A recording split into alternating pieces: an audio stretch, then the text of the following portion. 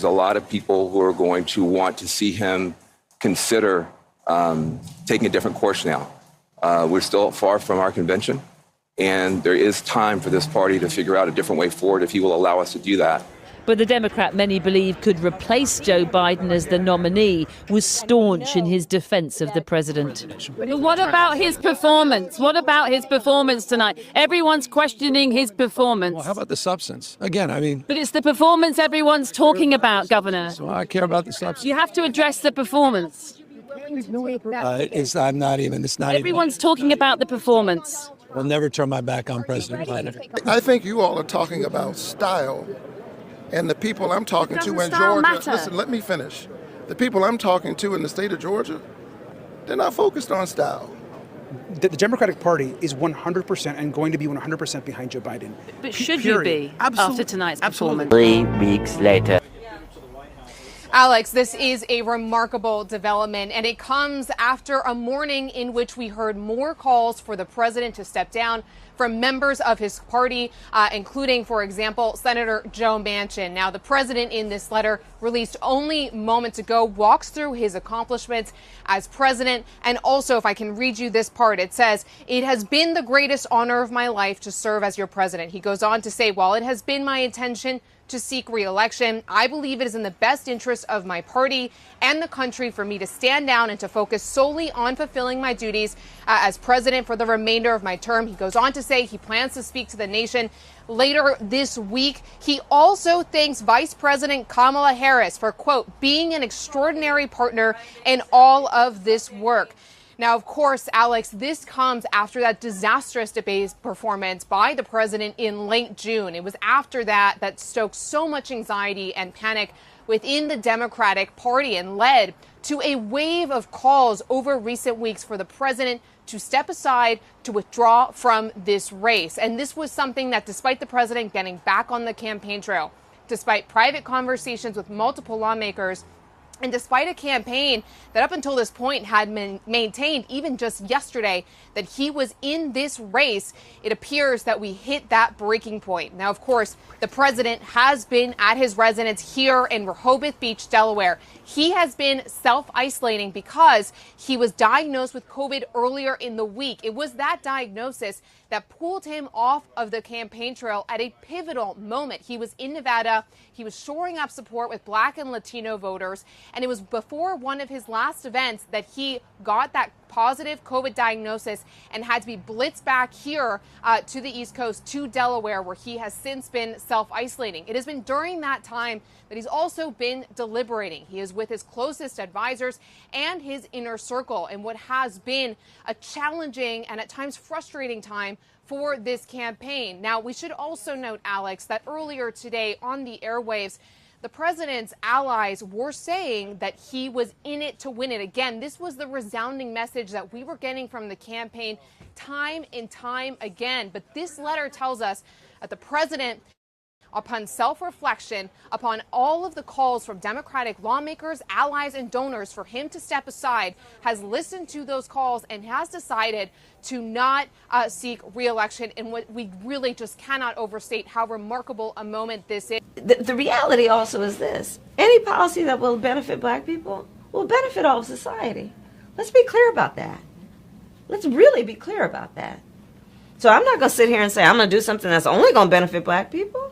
No, because whatever benefits that Black family will benefit that community and society as a whole and the country.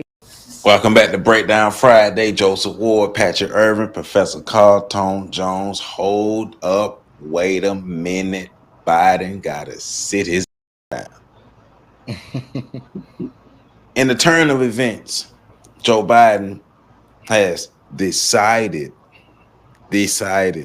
to take a seat in the presidential race, take a side, and endorse Kamala Harris to be the candidate, the Democratic candidate in the presidential race coming up to run against Donald Trump. And this has happened after about 3 weeks of the Democrats doing damage control, following the debate, the debacle of a debate that it was. So weeks upon weeks of them doing damage control, saying that Joe Biden would continue the race. Even Joe Biden himself saying he would continue the race. Now, you did have people in the Democratic Party saying that they need to replace Joe Biden. But I believe when it got to like people like George Clooney, who I found out was like the money man, basically raising the most money for the Democratic Party as far as the fundraisers. And got the people like him, Nancy Pelosi, Barack Obama, all the hard hitters, the movers and shakers in the Democratic Party, telling Joe Biden to sit down. Like I said, after about 3 weeks, he sat down. And so here we are now. We're just finding out a couple of days ago that Kamala Harris is endorsed by Joe Biden. But I guess we just really found out recently that Kamala Harris will be the Democratic nominee for the 2024 presidential election.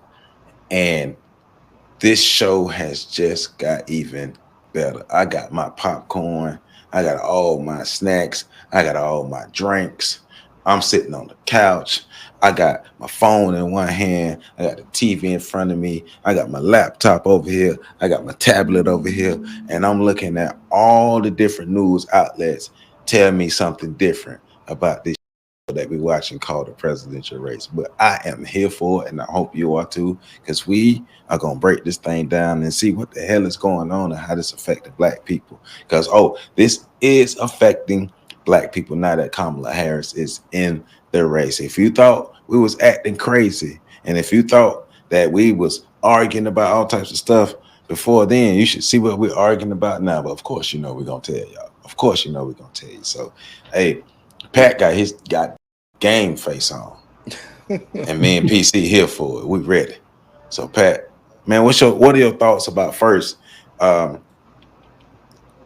Biden dropping out of the race, period, but Joe Biden dropping out of the race now, and Kamala taking the mantle as the Democratic nominee?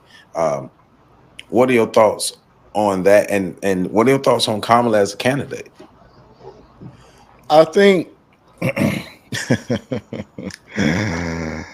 Wusa. So I think the way Joe Biden was forced out was extremely tacky. In the I think that's the word PC used earlier. It was tacky. And I think that's the best word for it, because I was going to use a lot of harsher words with a lot of very negative connotations, but tacky is that it's very tactful. Yeah. And I think that's a great word for it. I think the Democratic Party in a lot of ways showed themselves to be very disgraceful and dishonorable in the way they did that. And so me being the type of person I am, it really didn't sit right with me. Did I think Joe Biden needed to step aside? Yes, but not now. Like, it's too late in the game, in my opinion. And honestly, as a black person, it really don't matter too much to me who's in the White House, the way I view politics. But in terms of just looking at the strategy of the campaign, and there were a lot of missteps in Biden's campaign, I feel like he colored his whole campaign wrong. I was telling you guys earlier, I don't think it should have been a Biden versus Trump campaign. It should have been a Biden team, a Biden administration versus Trump administration thing. Mm-hmm. That should have been Biden's angle, which would have totally deflated all the talk of Biden being whatever Biden is, because he could have said, yeah, but I got a team of some of the best people in the world around me. We're going to be good. Look at his team. And, but that's neither here nor there. So that's how I felt about him being forced out. The way they spun the block on that, they went from, nah, he's our guy. We're solid. It was in the clip. We're solid. We're this, we're that. And then a couple days later, because a couple people with wide pockets and a big megaphone said no, the whole party was just turned on a dime, and they turned on him. And now that he's done what they want him to do, they're trying to turn on another dime and say that it's real heroic and memorable and this, that, and the third. Now they're trying to build him back up. You just spent 2 weeks tearing him down. And now you're trying to build him back up because you got what you wanted. That's manipulative. It's very unhealthy. It's very immature, and anybody that's following our leaders should be very much turned off by that sort of turnaround. That is very tacky to see.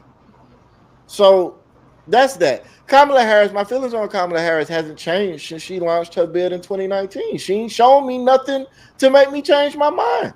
This is a woman. I'll say this: I don't consider Kamala Harris to be black. Go ahead and attack me for that. You can. Go ahead. I don't think she's a black woman. I don't think she's a black person. I think there have been times throughout her career where she has stated as much. So I don't like the fact that now she's black all of a sudden. I don't like the fact that black people are rallying behind her because she's not Trump, because that's more the same. It's not going to create any difference. And later on in the show, I'll talk about what I think we should be doing, because people are going to say, well, we shouldn't vote for Kamala and we shouldn't. Well, what should we doing? That's a very good question with a very good answer. One that we've been giving you guys for multiple shows ad nauseum, local. But anyways, I don't think that it's a good look. My biggest thing is I think black people are setting themselves up for heartache. Kamala Harris is on record said she's not going to do anything for black people, not specifically for black people. So that whole whatever helps black people helps everybody. Yeah, we've been sold that bill of goods since the Emancipation Proclamation. Yeah. So when do we stop believing that? If you want to support her just because you don't want Trump to win, I'd rather you just be upfront and say that. Just say that, yeah. Yeah. Don't do all of the shucking and jiving that we doing. But also, even in that, stop trying to recruit and shame others for not having the same opinion that you have. Yeah. That's childish. So, right. And so we go back to, we talked about off air last week, if Kamala Harris gets in this position, is going to drive a wedge in the black community. And I think we said that on air maybe, but I know we said it off air. And I think that is exactly what's happening, and that's what's going to continue to happen. It's John Henry. They got a bootleg version of John Henry driving that wedge right now.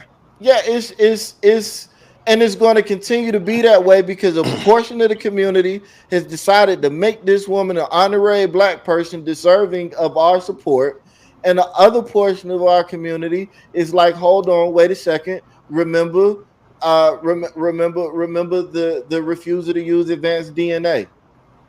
Remember the declining to support various bills when she was a DA. Remember all of those other things that made us not vote for her in 2019? She hasn't addressed any of those things in the last 4 years. They're still there.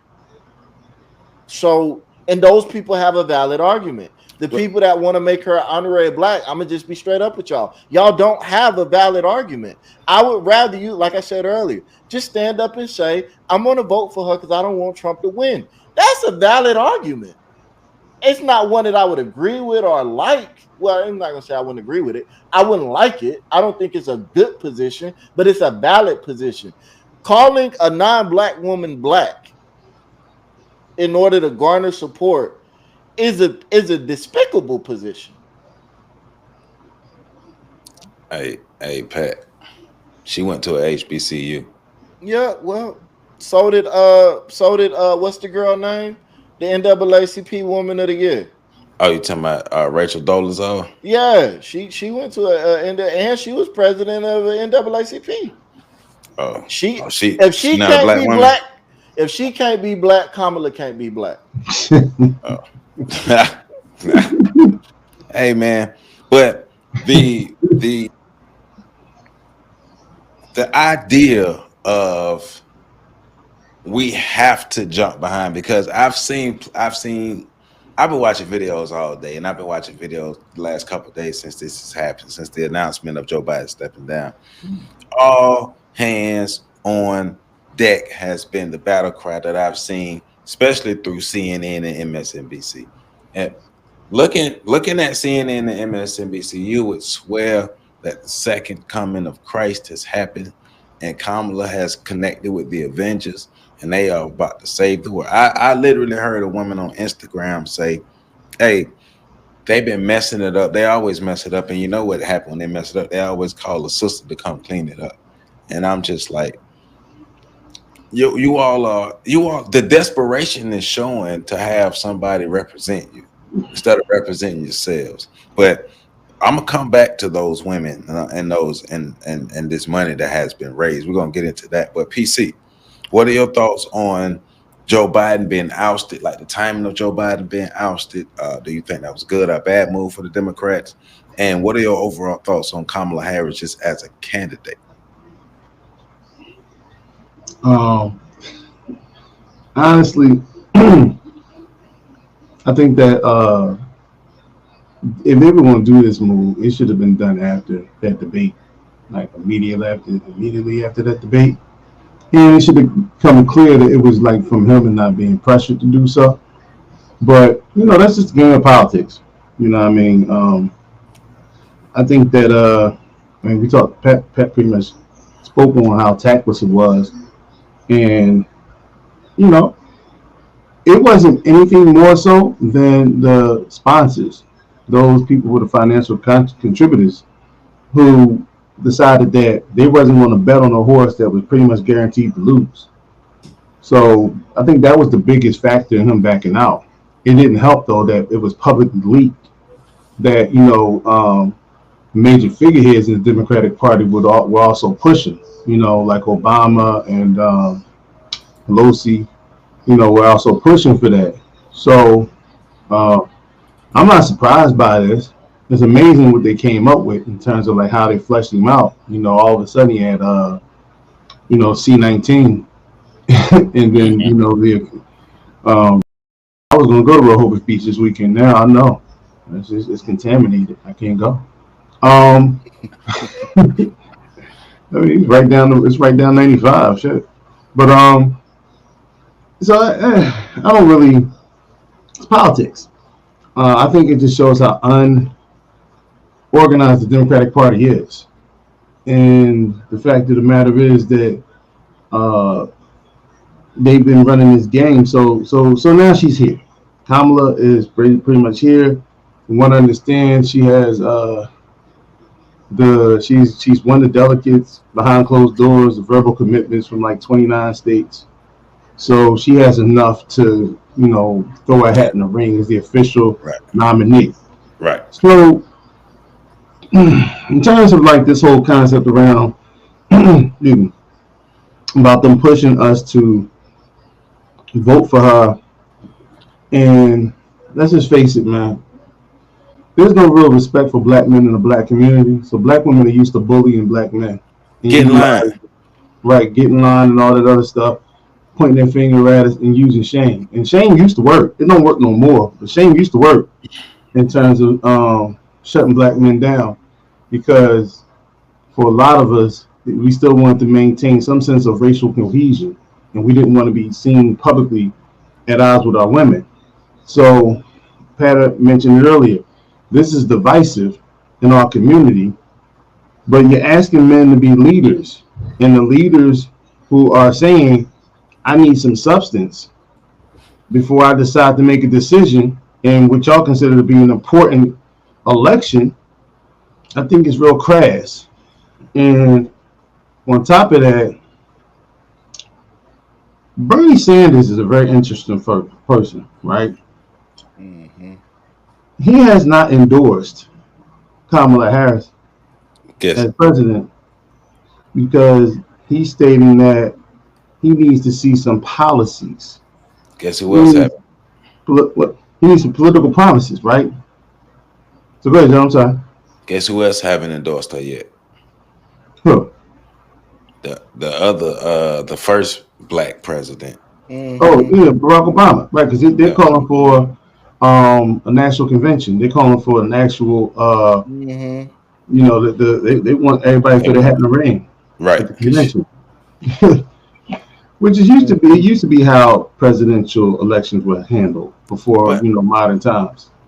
I mean, but that right there is interesting than a mug, and people can't overlook that. Like he's like the black people's beloved person. Mhm. And No, his wife is, Joe. yeah, true, but he's the astral projection of her. Yeah. You know what I'm saying? But you know, black folk love them some Obamas, and why hasn't he endorsed her? Well, Why to the does he want point, people to throw the hat in the ring? and then to let PC finish cooking Yeah. up. Nobody endorsed her right away. Even Biden took a day. Like everybody Right. took some time. So, but she isn't the official candidate yet. She just is the presumptive nominee. She still has, I think they're having the convention August 6th or August 7th, where they're going to make the official determination. Right now, she's just so far ahead of everybody else. They're assuming that she's going to win it. Mm-hmm. Well, yeah, because she has so much support rallying behind her. So yeah. But go ahead, PC. Sorry. Yeah, they got the media, and once you get the media behind you, and then the donors start pouring in, that money is locked in. So when the money starts coming in, who the money goes behind, that's the horse they're betting on. And but the point I'm really making with that is they're not endorsing because one, they don't believe in her, or two, like Bernie said, I want policies. I want some political promises. Then why the hell do black people have to be so in line with voting for her when the people who are actually part of her political party said they won't even endorse her until she promises them something? She pretty much stated she's not going to do anything for us. So why is this pressure to fall in line? Black men, no, call us what you're really, boy, get in line. I mean, boy, get in line. You know what I'm saying? So, and this is where it comes down to, when we start talking about, when masculine energy enters the room, that the women will actually fall into their feminine. Bullshit.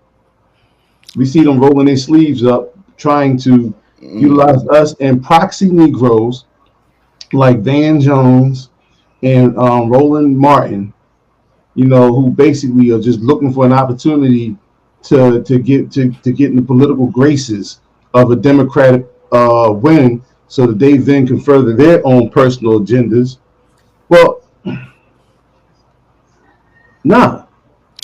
This is where we sitting, and if this is the hill we roll on down, I'm fine with it, because I saw a poll today on Facebook where a brother simply asked, can anybody mention a reason that does not include Trump as to why we should vote for Kamala? Not one person.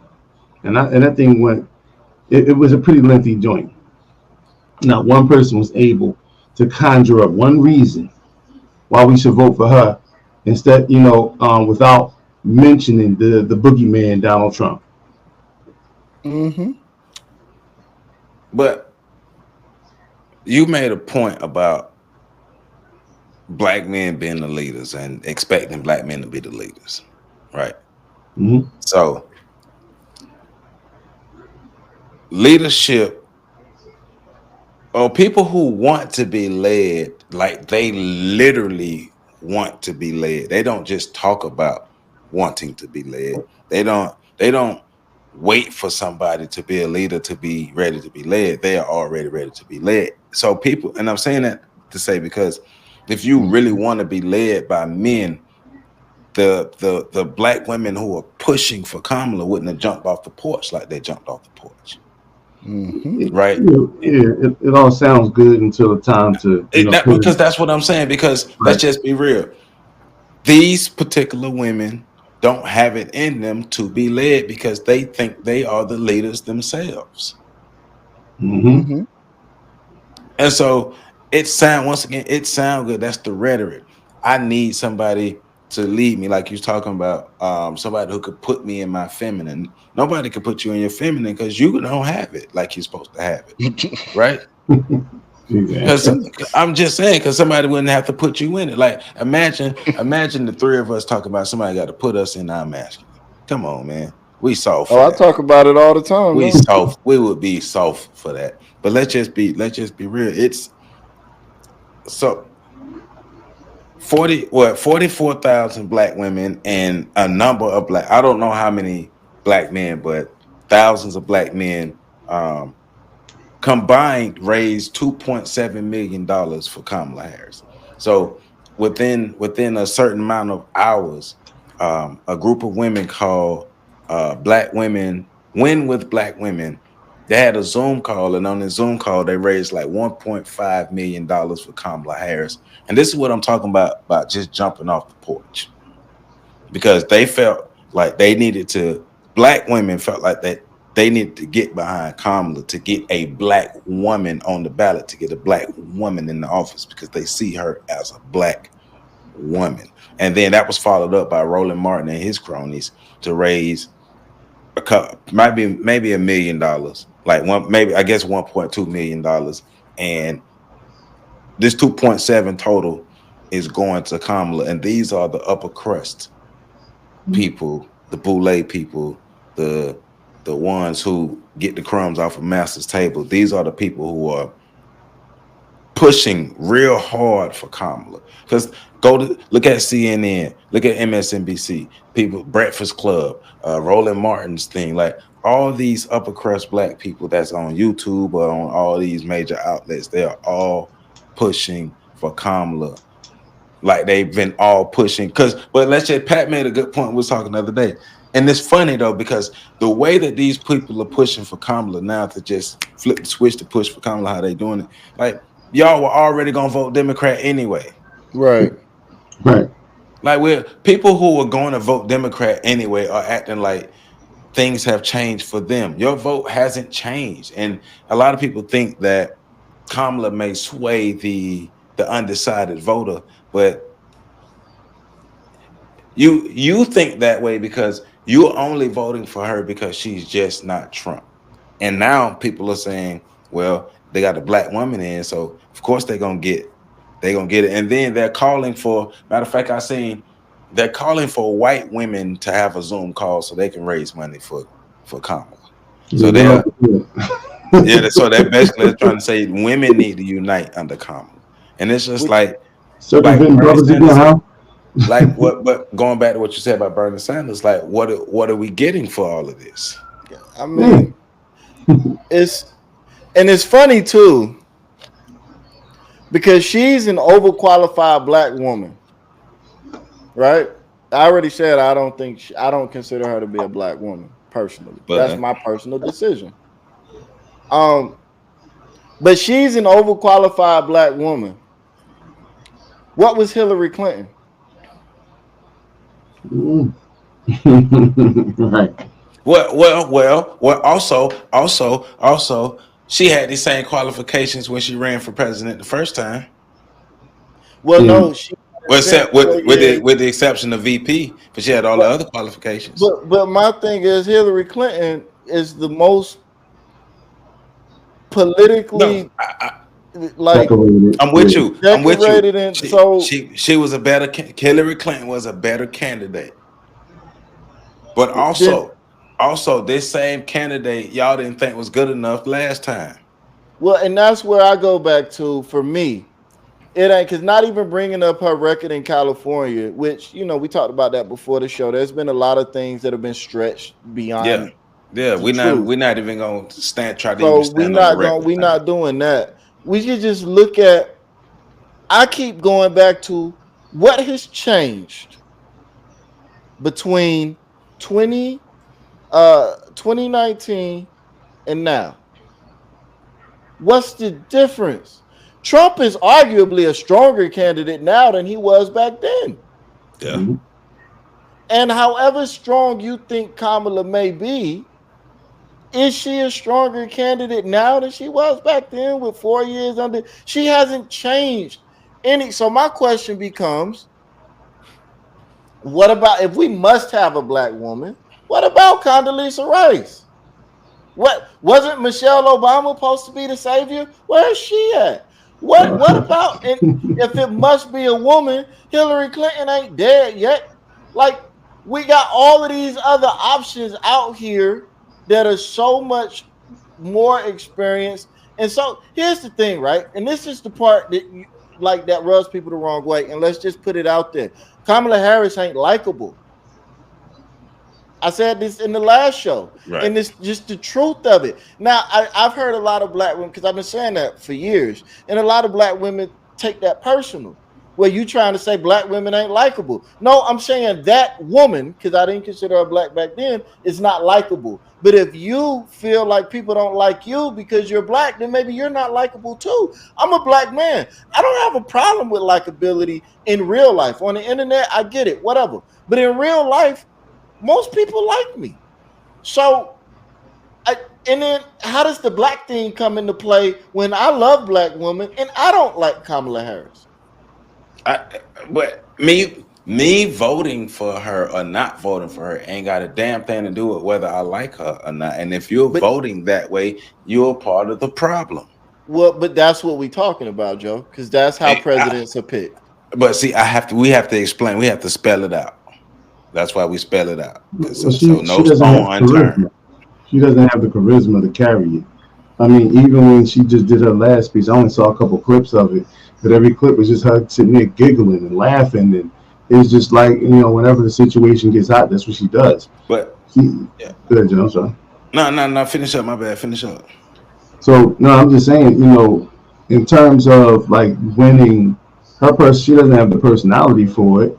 One, two, man, you can even see through like some of the things she tried to do socially, coming to the BET Awards talking about, they ain't like us. And then, prior to that, having the cookout where she's dancing to the thong song. Was it the thong song or something she was dancing to? I don't know, I forget which one it was, but it was like all those different things that it just adds up to, low vibrational, low hanging fruit type of antics that just doesn't appeal to anybody with common sense.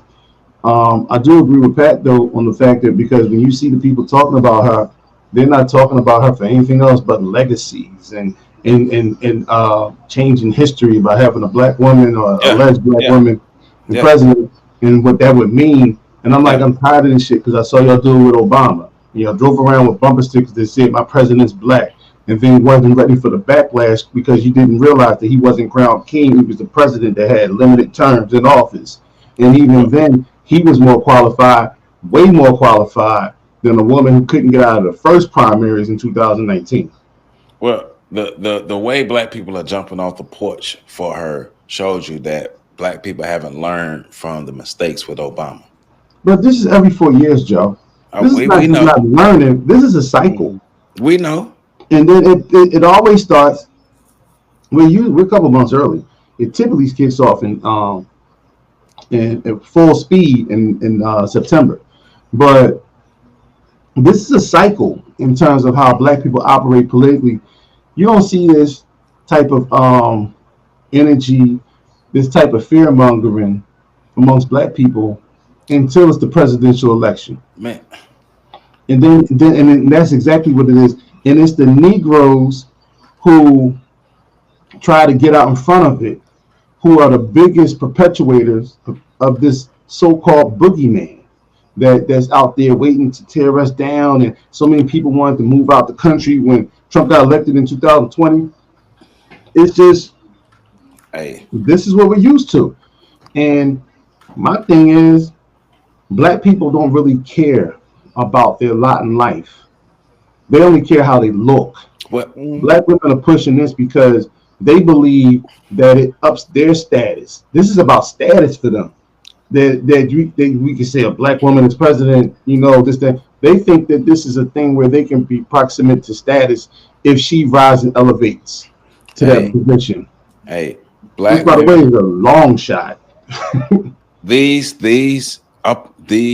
bougie people who raised this $2.7 million have exposed themselves yet again.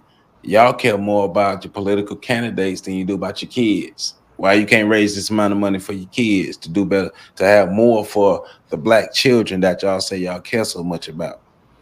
Look how quickly that money was raised for her. But So what about the kids that y'all love so much? they're Of listen, course. and here's what I'm gonna cook at. Here's what I'm gonna cook. And just forgive me now, because I was waiting for this moment. So forgive me. I'm asking my brothers to forgive me for what I'm about to say. Don't worry, we're not getting kicked off YouTube. But this is where the rubber meets the road. And this is why I talk about black people are perfectly fine, especially bourgeois black people, because they look for the little ins and outs and the little Jack and Jill clubs and setting their children up for the future. They don't give a damn about the rest of the community. Me and my brothers on this panel have been grassroots from day one. We can all say we spent at least half of our lives in this fight, out in public. When people were scared to come outside during COVID, we were outside. Joe was out there pounding the streets, pounding the projects, making sure that he was reaching out to people and making connections when people were scared to come outside during the pandemic. Pat was outside, going to city and town council meetings, going out there in the public, mixing and mingling with the public, also building up young people through his track program outside in the community. All right, even building or trying to build with the fake ass grassroots programs that was out there at that time. I was here in Philly, pounding the streets, taking people food who was terrified to come. I had to feed people through glass screen doors during the pandemic, walking the blocks, clearing out parks that were used for tricking and drug dealing and all sorts of other nefarious activities, only to, once we kicked those drug dealers out, to hand them a flyer. I walked into their backyard, me personally. I'm West Philly, 49th and Wyalusing, into their backyards and said, here's a flyer. This is what we're going to do with that area that y'all made unsuitable for children in our community. So I can go on. But me and my brothers started a play day out in Carroll Park in West Philadelphia, where during the season that the Philadelphia Eagles won the Super Bowl, we boycotted football and we're out there every Sunday, working with children as we walk past the blocks. You talking about that 1 year? That 1 year, right? Man, For a whole calendar year. I can't believe you brought that year up. You know how I feel about that year. I forgot the Cowboys, man. But for that 1 year, we were in the park, had made an agreement with all the gangsters in that neighborhood that when we're in the park working with the children, they were going to make sure no activity took place while we were in there working with their children. They even brought their children to the park to work with us as we taught the community, not just children, women, and other brothers, self-defense, physical fitness, you know what I'm saying, political education in that particular park. And I mentioned that because it was a terrible shooting that just took place around there a few days ago in that place. You know what I'm saying? But we couldn't get any support, not one nickel for anybody in the community. And we were out there every day. Every week. Not one thing. And when we put it out there, listen, we can use pledges, we can use some assistance and support. You know what y'all Negroes, y'all grassroots Negroes who are all out here talking about, this push for Kamala and all this BS? First of all, you treated us with benign neglect. And those of you who did respond said if you're doing it for the people, then you don't really need money. It's funny how because the same ones that are out there saying that are out there talking about having a ball, talking about how much money was raised for these candidates that won't step foot in your community for any more than a Photoshop. And I'm really saying it for because there's a lot of people that I see, because I read the comments and I see a lot of the comments where y'all go off on this jack. Y'all don't do the shit we do. Y'all ain't out there in the field like we are. Y'all are a bunch of people who read and talk about plebiscites and all this other. Y'all don't get out there and get your hands dirty. You don't go out there and work and walk with the people like we do. We're in the community. So y'all want to talk about, y'all a bunch of conservatives. If I'm a conservative if we're conservatives, it's because we've seen the shit that goes on under liberal rule in our communities. And I'm not a conservative per se.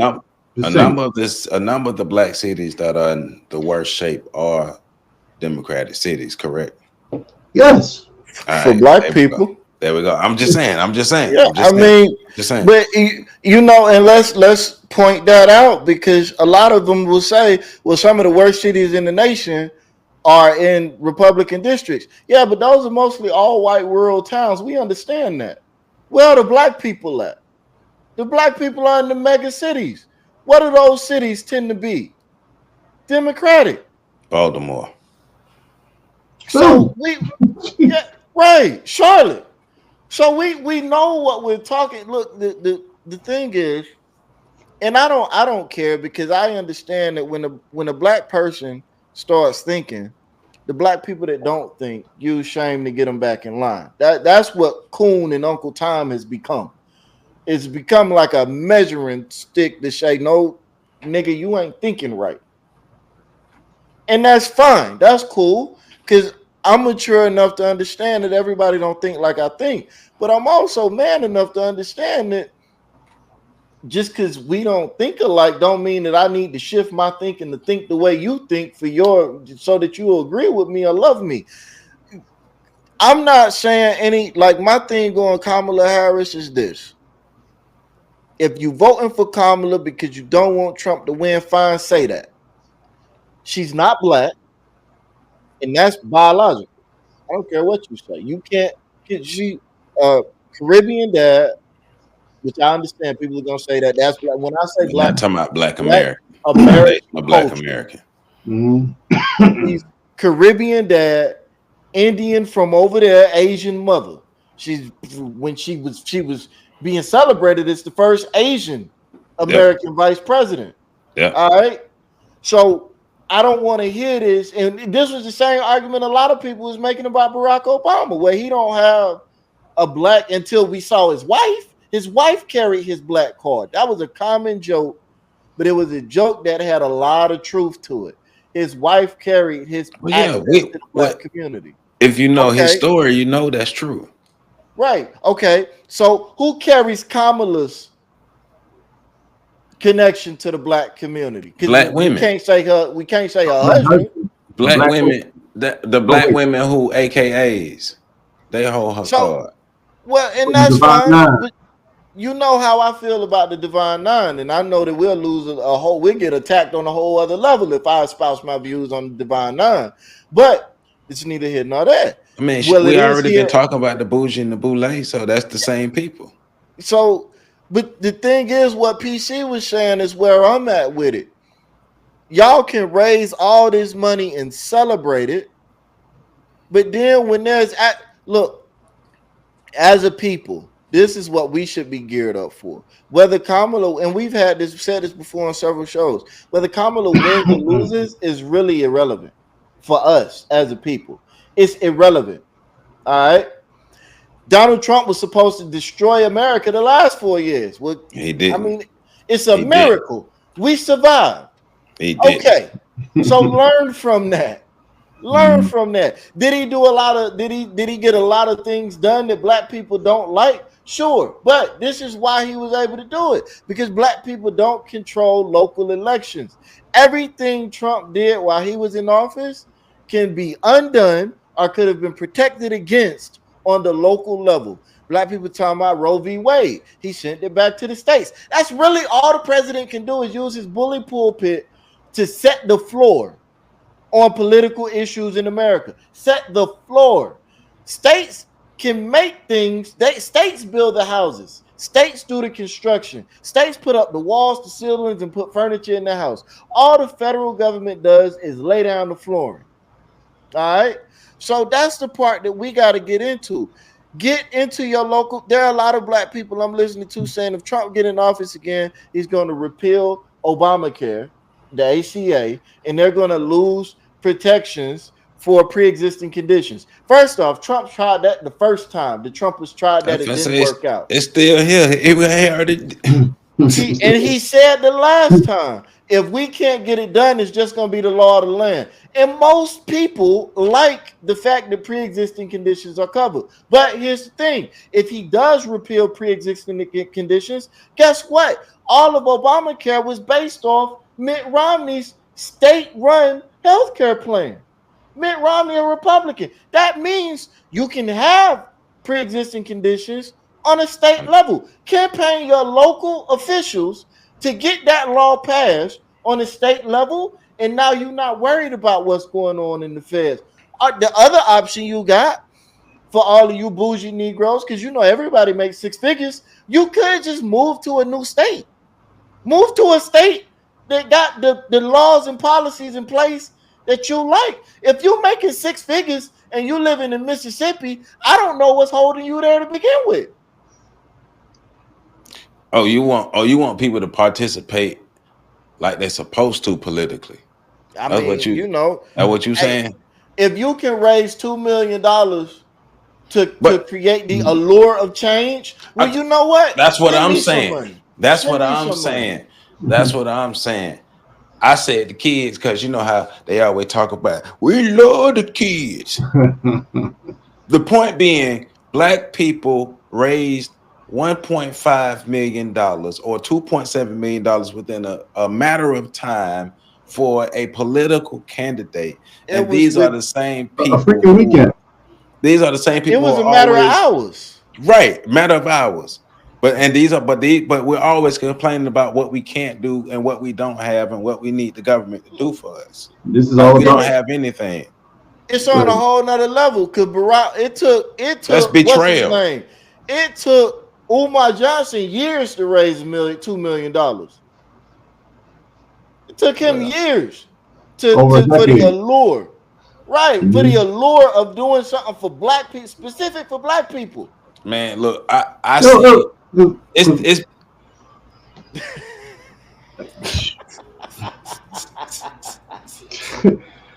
because I've seen it.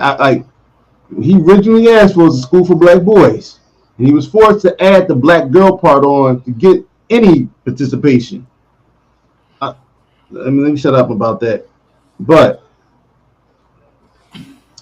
what you said, Pat, was on point because it just goes into another area that I've been jotting down, because this whole notion about the biggest argument is now all of a sudden 2025 is like in everybody's verbal package or whatever you want to call it. It's in their dialogue 2025 and he's going to push this and that and the other. Then he has Agenda 47. And I'm like, well, first of all, one thing, he needs Congress to run that. And these are programs that they've been trying to do for decades, in terms of all the different things. But if you're worried about them with agendas, and you've had all this time since the last time Trump was elected, where the fuck is your agenda? Where is the Democratic agenda? Where's the Democratic plan for a new future for America? Where's the black agenda for black people? I know we participated in one. We participated in the Independence Day Project. This film right here, in which we talked about building a future for black people. Just want to just leave that there. But we actually came up with an idea. And nobody wanted to even see it through because it required you Negroes to do some work on your own, to build your own power. In that entire film, we didn't blame white supremacy for shit. We just talked about what we can do. And so when we look at this, I'm not playing the fearmonger game no more. I ain't scared of none of these suckers. You know what I'm saying? I'm trying to watch my language. I ain't scared of none of these suckers. Jive turkeys. Right. Bring it back. Why don't y'all build up your own agendas. Why don't y'all come together? Y'all came together to put money behind somebody who's supposed to be a shield against this agenda, which is fool's gold anyway, because there's no way in hell. The only way she can even win this election is if they finish Joe off. And that ain't out of the realm of possibility, because they've been playing him sick for a while. And she becomes a sentimental favorite. That's the only way she even have a chance of winning this joint. And y'all remember a few weeks ago, I said that they was going to have to take try to eliminate one of these candidates. And we saw what happened a few weeks ago with Donald Trump. Now, I was wrong, because I said they would try to take out Biden. They tried to take out Trump. Biden still is. If they get desperate enough, you know what I'm saying? Out of the race. But see, give that man a Viking funeral. I hear you. I hear y'all, and of course, I agree. And this is my sarcasm coming out. But so, first of all, presidential elections are 10 times more fun than local elections or grassroots movement. 10 times more fun, and it's 100 times less work, because all they have to do is be fanatical and wake up, go into the polls. Well, put your blue on and get your blue pom-poms and cheer blue, cheer blue, cheer blue. I hate Trump. I hate Trump. Project 2025. Trump is a criminal. Project 2025. Cheer blue, cheer blue, cheer blue. Go into the poll and mark everybody Democrat. Because that's easy. And then when local elections come around, I just go in and march Democrat, but ain't no celebration. We're just gonna go in and march everything Democrat, and then complain about what we don't have, but then go back and still do the same thing over and over again. And so it's also easier to raise money for things that don't really benefit the community. That's easier. And on a diabolical, holistic level, it makes sense to them. Man, they scared of white people. I just said them words to make it sound good, but it makes sense to them that we should raise this money to get her in, versus making sure that we are constantly contributing to our own community group. So that lets me know that Black people just don't give a fuck about cooperating with each other. We only come together for some bullshit that don't really benefit us. These Negroes are scared of power, and let's just call it what it is. So they'll put their money on some empty paper tiger, and they'll put it there because they know they don't want to incur the wrath of these white folk. I'm telling you, man, the epigenetic memory of white folk burning and tearing stuff down, it resides heavily. And I'm pretty sure behind closed doors, a lot of these bootleg Negroes, the keepers of the urn, been told, you better not try to amass your power. Right. We keep you as a buffer between the low-income Blacks and the ghettos and things of that nature. And, Steve Coakley talked about this all the time. We will keep you as a buffer between the Negroes, the low-income Negroes. You will be their ceiling, but you will also be our floor. And as long as you accept that, that's why the Black Caucus, the political Black Caucus, that's why they don't do shit. Franz Fanon wrote about that in his book Wretched of the Earth. I got videos breaking that down on Wretched of the Earth about how this class of people they purposely put themselves in this place to be that buffer so they can get the crumbs off of the table. They don't want to build no table. They don't want to bake their own cake. They just want the crumbs from the white cake because it's easier than building our own shit. And it's safer to them as well to keep the white tit in your mouth, to keep suckling from it, because once we break away, oh man, now we got to self-reflect. Now we got to actually be better and do better. Now we got to use our damn brains. We can't just be drones. We can't be Democratic drones, or you can't be Republican drones. You got to do something. With great power comes great responsibility.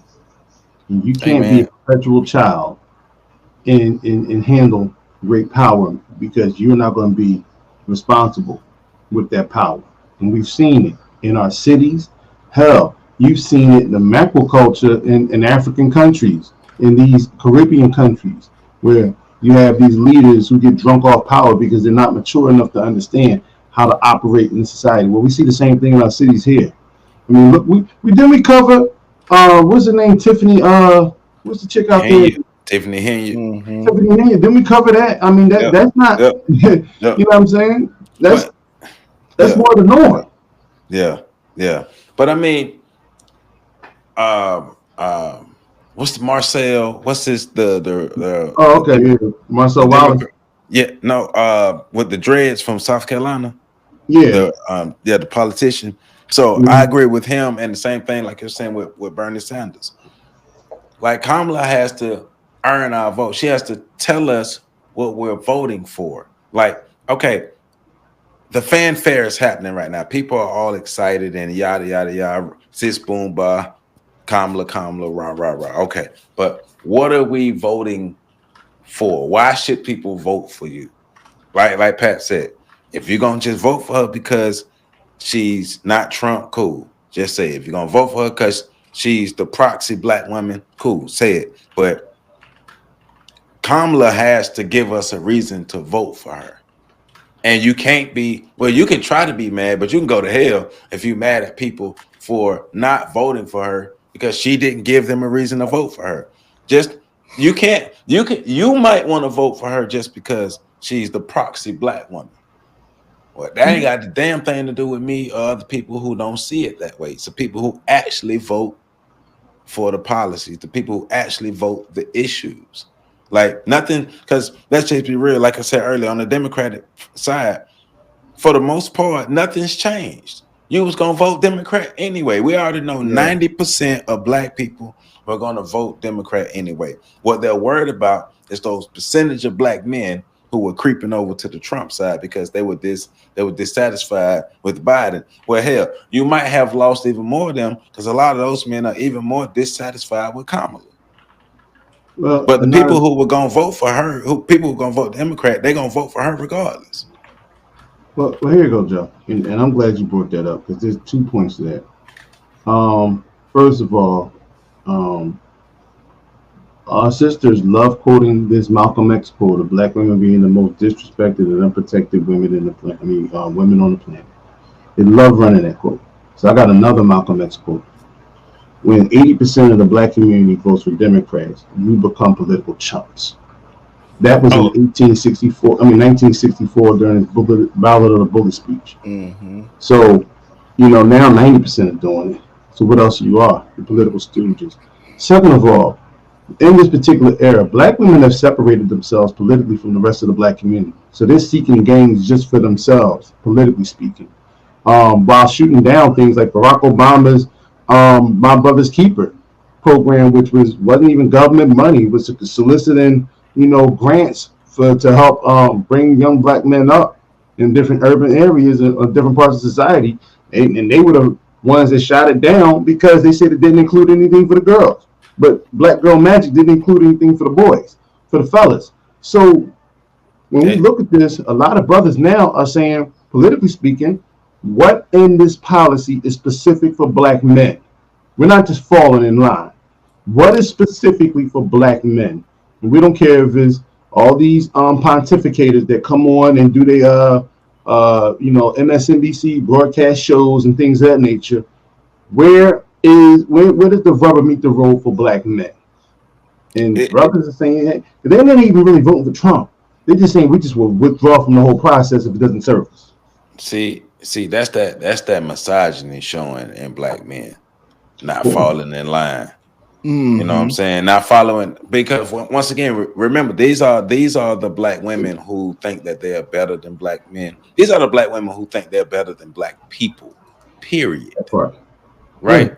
They're the upper crust of 10%. So they're better than black people, and black people should do what they say because they know better. Because look how they've been living. Look at their proximity to whiteness. Look how white people interact with them, and look at their lives and look at their success. So, and some of them, especially the ones who've married white. Look at all the things that the vice president. Yeah, it does wonders for your political career. Married white, but it's we're better than you all, so you all should fall in line. Now, a lot of those people so happen to be those black women who brought it to that feminist rhetoric, and they have the idea of not only being better than black people, but being the leaders of black people. So they're going to speak for us, they're going to move for us, they're going to walk for us, they're going to talk for us. Because I mean, what they say, 44,000 black women jumped on a Zoom call and made a move for black people. What it seemed like, but no. They made a move specifically for themselves to further separate themselves, to display the separation, to say, hey, this is what we could do. Because we're not, you all, like you just said, when Vivica Fox and them told Ice Cube, where's the plan for black women? And he looking at them like, what the hell you mean? Like black, he asked them, so black women ain't black people? They said, no, what you mean? But we are wise, us three are wise enough to understand that those are those upper crust women who brought them to that bull that think like that. But the problem is those women are speaking for the majority of black women because they see themselves as better than the majority of black women, and they see themselves as the leader of all black people, the superheroes who come to save the world. That's what one of the women said on that video. They were coming to save everything. Well, you know, you just intimidated, no. We're just intimidated, bro. That's it. Yep, I've embraced it. I'm a coon.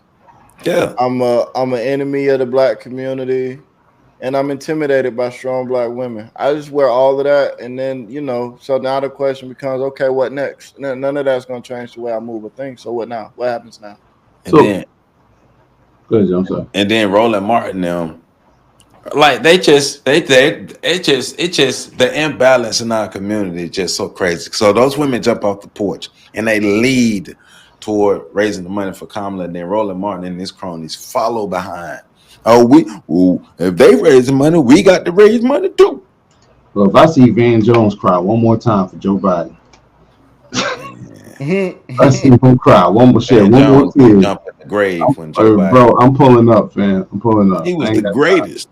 I appreciate Joe Biden. He might as well have been. I'll suck you. Never mind. Anyway, Pat. We was all thinking it. Right.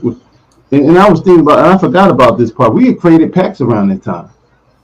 We had left urban intellectuals, for which Patrick was probably the most fundamental member of that whole, that media group that what I'm saying, doesn't get no credit for. So I'm letting y'all know Pat was the one that laid the foundation for that, for urban intellectuals. And those they know. So no need was known doesn't need, was understood doesn't need to be explained.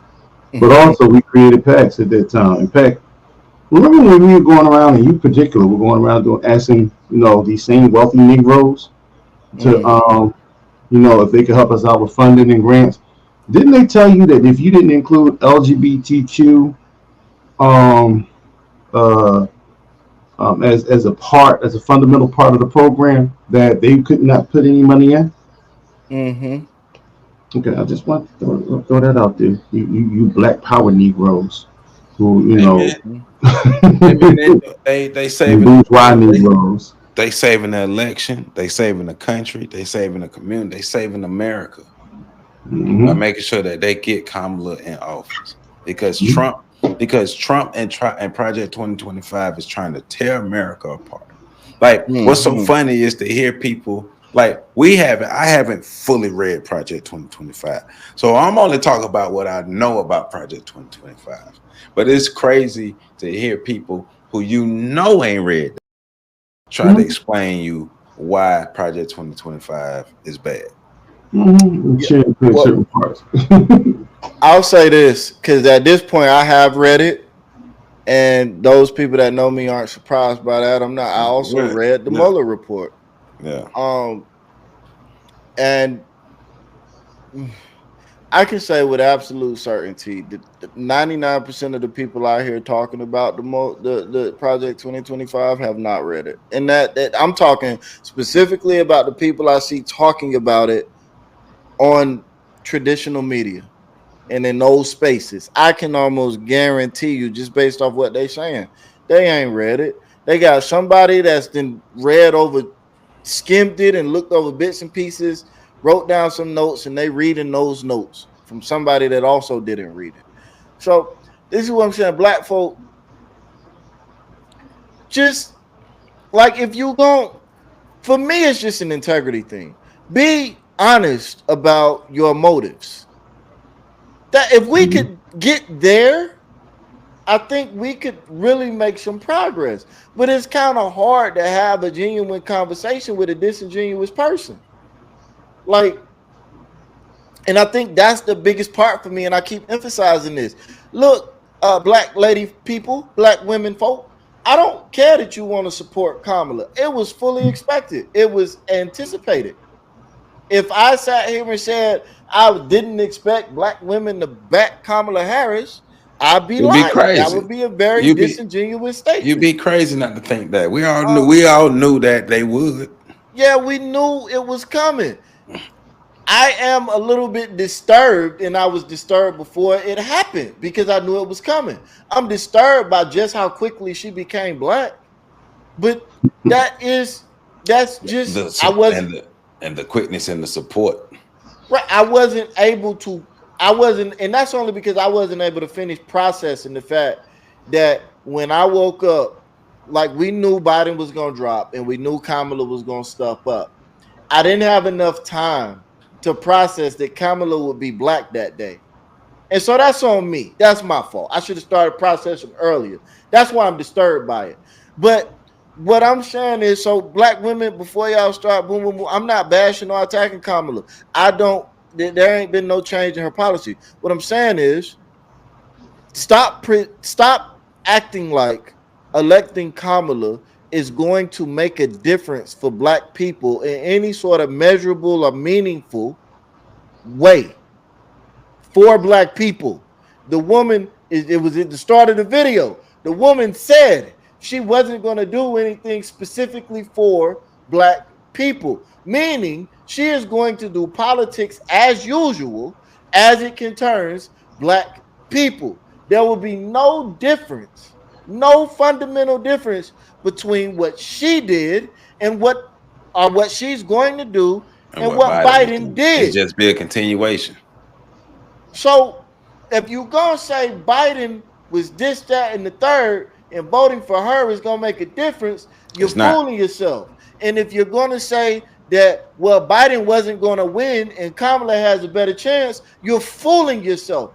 Kamala is the lesser version, the younger, lesser version of Biden. And I'm using it like that intentionally because I do want to set some of you off that are going to take what I'm saying and spin it around and make it out that I'm saying black women are less than white men.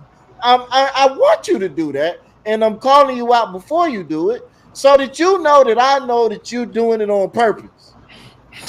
Now go ahead and do it. Hey, don't you? First of all, Kamala is here to save us. Oh, okay. All right. So I got gas. She can start there. You black men need to get in line. Black men need to get in line. Because you black men are trying to sabotage this race for her. That was a bar that Joe just made, and it's a double. It's akin to the Donald Trump sniper, because black men are trying to ruin the race for Kamala, and Kamala is trying to ruin black people as a race. So it kind of fits. But also but just looking at like numbers and percentages and stuff like this. Hold on, Joe. I'm sorry. I got to say this. I'm sorry. I understand that Kamala is not actually trying to ruin the black race. Okay, I get it. It was a joke. Okay, go ahead, Joe. Once again, looking at numbers and percentages, every black person in America can vote for Kamala and she can still lose. Yeah, the two biggest demographics is not going to vote for her: white men and white women. and that's why I don't understand why when things like this happen, because akin to the Stacey Abrams race, akin to even the race against the first race against Trump with Biden, when Trump won, I mean against Hillary, when Trump won, black men were blamed for Hillary losing. You know, and she had what, 80% of black men voting for her? I'm just saying it wasn't enough. enough. Black men didn't show. Y'all didn't show up. Yeah, we didn't. Black men didn't show up. We didn't get in line. But it's just like, no matter what happens, we're scapegoat anyway, so it don't matter. It's gonna be our fault. It's gonna be black women. That election, correct me if I'm wrong, didn't black women only vote? It was like a 4% gap between the amount of black women and the amount of black men. but also, but I'm saying that to say that it's not on us to win this election for her. She has to win everybody else's vote. Everybody who's not black have to buy into what Kamala's talking about. Everybody who's not black got to buy into what Trump is talking about. Everybody who's black got to buy into it. Right.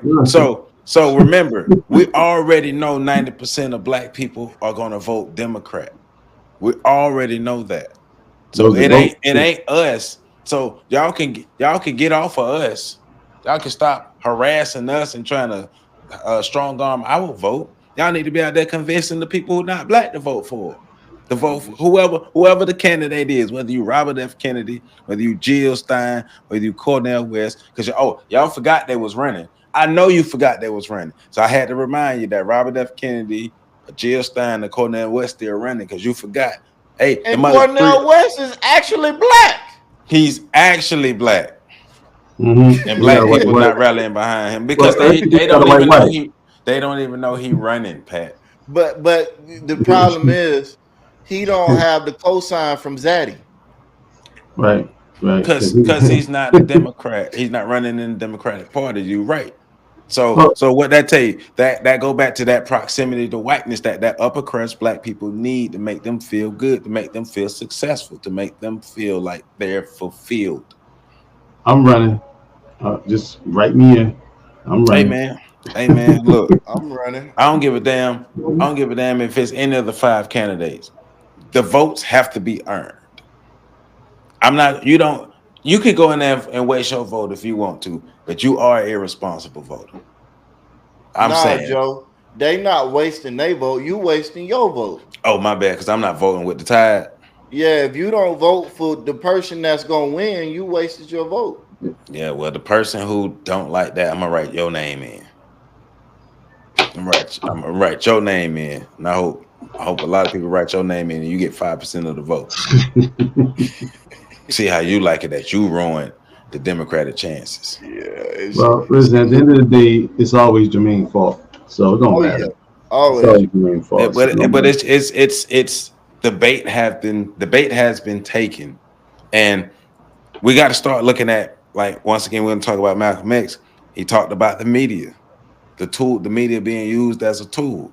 Look at these media outlets and look how these media outlets are pitting us against each other. Look how these media outlets are coming at black men, and these pundits, some of these black women pundits who represent the white supremacist system, they are coming at black men.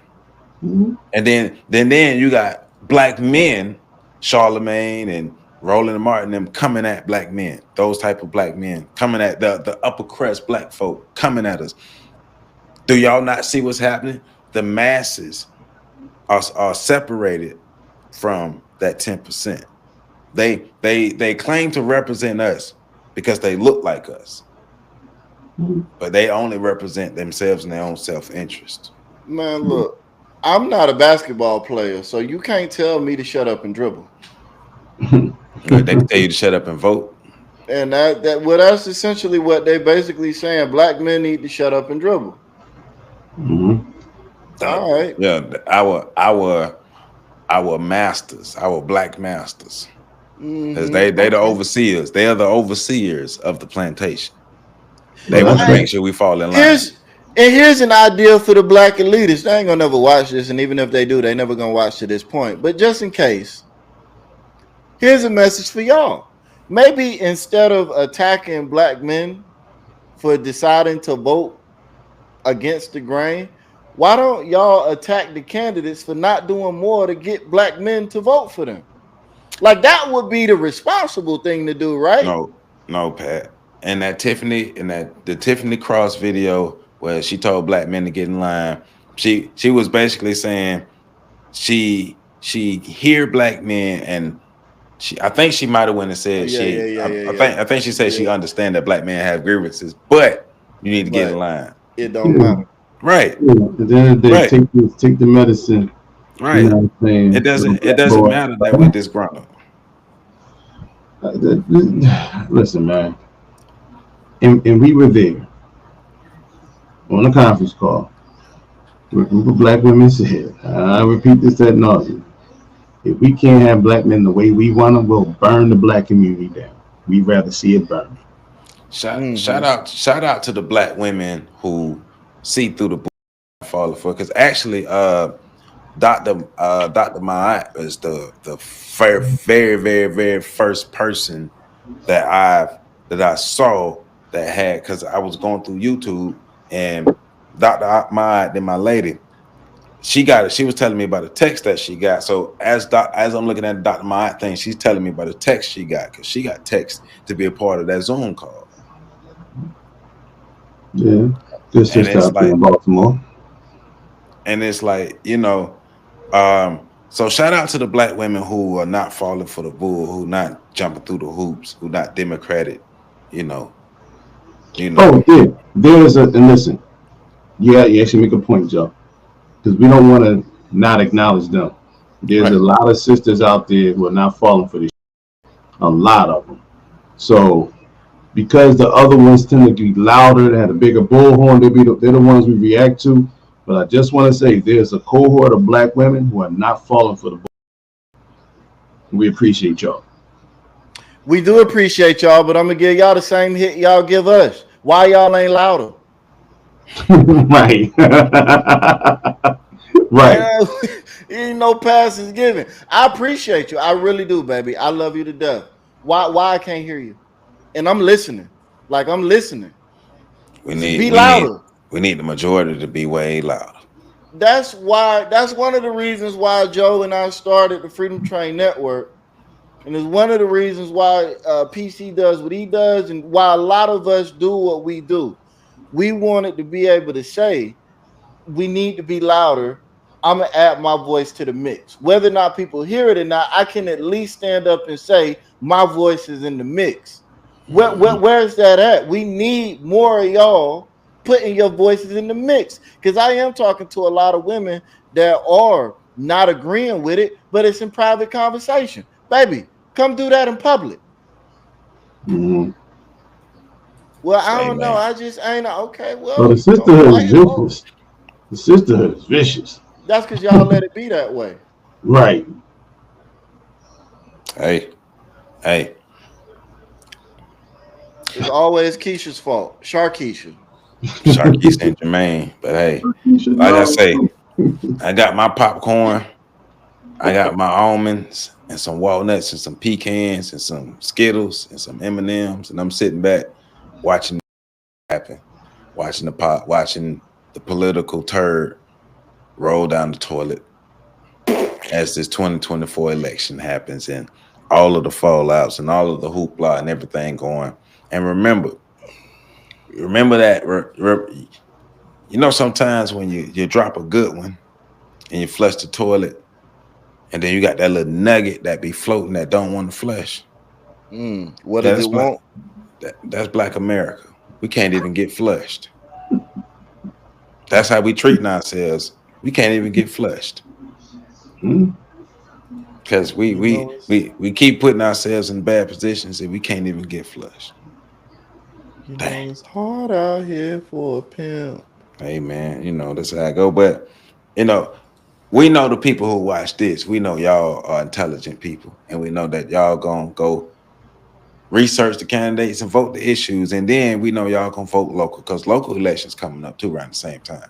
So we already know y'all gonna do that. So we know in this, y'all know we be venting, and y'all know when we talking to y'all, we're preaching to the choir. We ain't really talking to y'all because y'all cool, but it's you know, we just gotta let you know how it is and what's going on in the world. FetLifeStation.com. You already know what it is. Link is in the description. If you're not checking it out, then you really don't want to be cool in life. I know you don't want to be cool if you're not listening to FetLifeStation.com. Office hours with Professor Carl Tone Jones. Come catch them office hours. You heard me? Pat, thepax.com. Make sure you go to the website, check it out. See what we've been up to behind the scenes.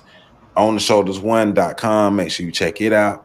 Of course, you know, tomorrow is my interest meeting for my Black History School. So if you're in Tallahassee area, make sure you show up at the B.L. Perry Branch Library at 10 a.m. That's the Southside Library across from the post office at 10 a.m. Having this interest meeting for the Black History School. Hey, I'm tired of hearing adults complain about we can't teach our kids our history. So here we are. I'm going to do something about it. I'm going to do more about it, rather. I've already done something about it, but I'm going to do more about it. So here we are. Support. And love y'all, and y'all make sure y'all catch the next video coming up. Hello, America.